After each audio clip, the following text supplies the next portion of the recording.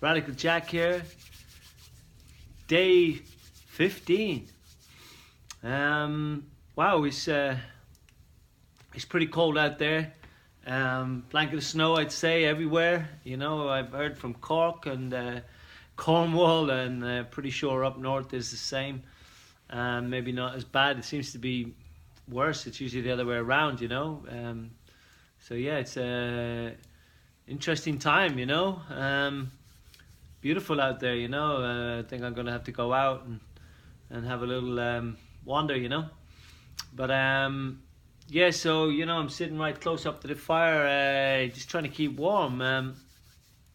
This is really bad design. This, you know, doesn't throw out the heat. You know, it's obviously, you know, burners are much better because they, you know, they're much more efficient and environmentally friendly. But hey, there's nothing like an open fire, you know, with the flame, you know. But boy, I'm right on top of it, you know.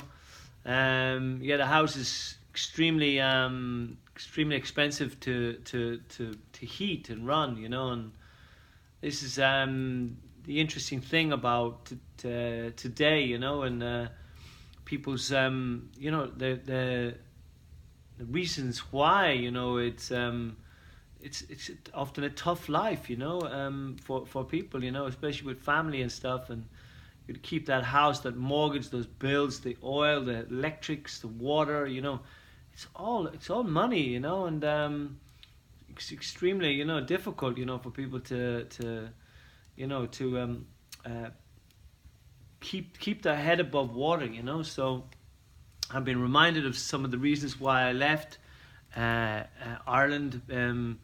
Obviously in '86 it was much different. It was like a depression, you know. My old man lost everything in the recession, like a lot of people. Tough times, you know. And you know, and then I came back in '98, you know, after not being back for almost 12 years, you know. And then we had the boom.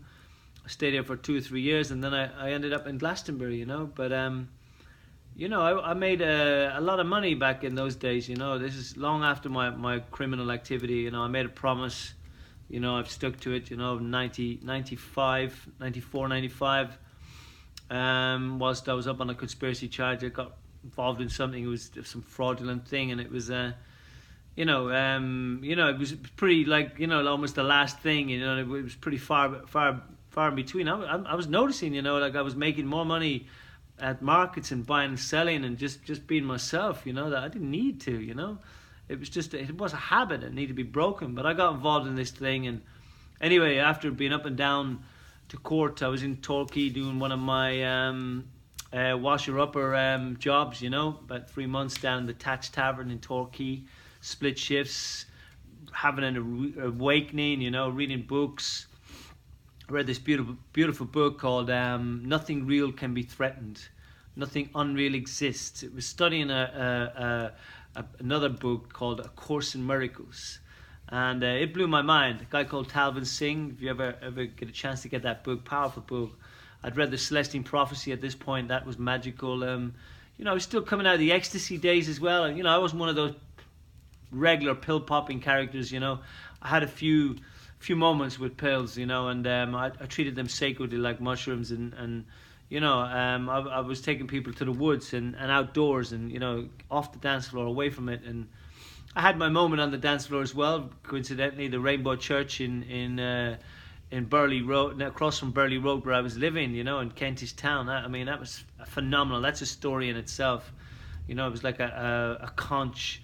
Someone put a call out for all these tribe characters that just, you know, I remember these characters all right when I was up there dancing on the speakers, you know, doing my thing, you know, with a skinhead, you know, having an awakening of some sorts. But I don't remember them because I met them all years later at festivals and through Campaign and Glastonbury, and I was like, I don't remember any of them from back then, but they were all in that church.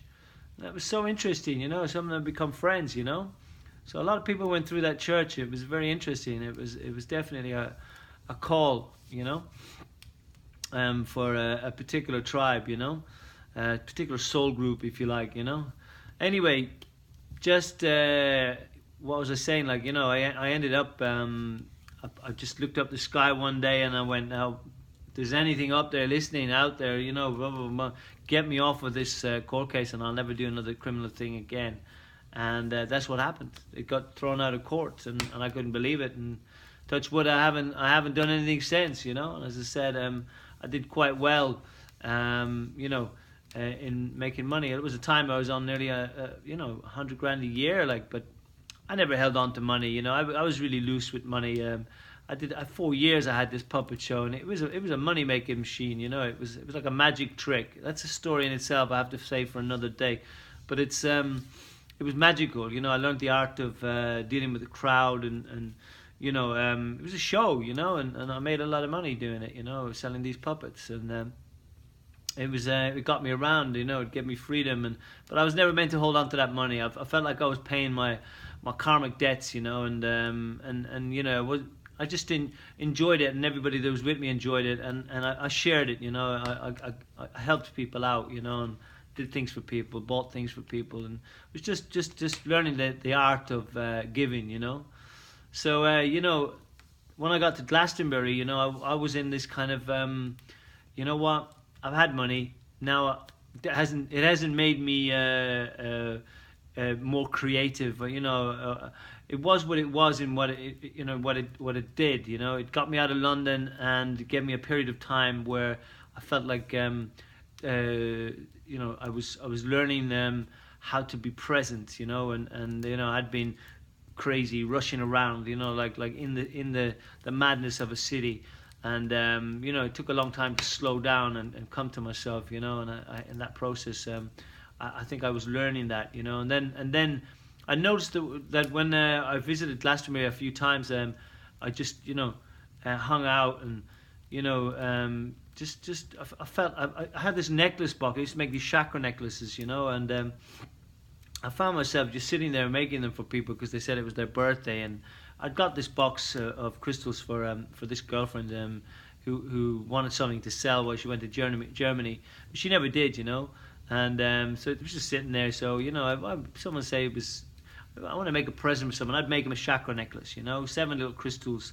on a thread, and then I'd put it around them, and that's how it happened. And I was in Glastonbury High Street doing that, and those were the days when I had money as well. And I noticed that my energy was different when I was doing this, and I, you know, this thing was happening to me, you know. But then people wanted to give me a donation as well, because they you know, I didn't need the money or anything, you know, but they refused sometimes. And so, you know, people would line up, and I'd make these necklaces for them. They'd give me donations, and I never had such happier days, you know. So I thought to myself, right, I'm going to give this thing up. I'm going to move to Glastonbury, and I'm going to learn how to play guitar and become the musician, and so on, you know. And you know, 88 again when I said that, 8:08 in the minutes. But anyway, I ended up finally in 2001 arriving at Glastonbury, and they're beginning a whole new way of being, you know. On the one side, just having had this money and having a lifestyle, and then on the other side, having no money and having the complete opposite experience, like, you know, from, like, you know, giving myself up to the moment, not knowing where my next meal is going to come from, happy to sleep outdoors and just be really present and in a moment, and just working by donation. And I did that for quite a few years, you know, as a lot of people will remember me from Glastonbury in that first few years. And yeah, it was very magical, you know. But I went through a period and a spate of you know, not paying rent, because not you know, just kind of working in exchange sometimes, but living outdoors, you know. Like that was the time when I spent 9 months and a few weeks up on the tour, and then I spent over the next couple of years, I spent a lot of time sleeping around the tour, you know. Not like that stint of, like, you know, where I was up there all the time, but you know, for times and periods I was, you know. And then yeah, time was flying, you know.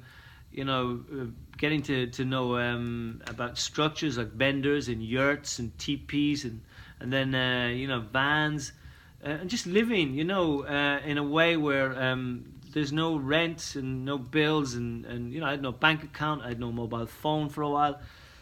I did all sorts of things, you know. I was experiencing a completely different life to what I was used to in that way, sleeping in the woods, sleeping outdoors.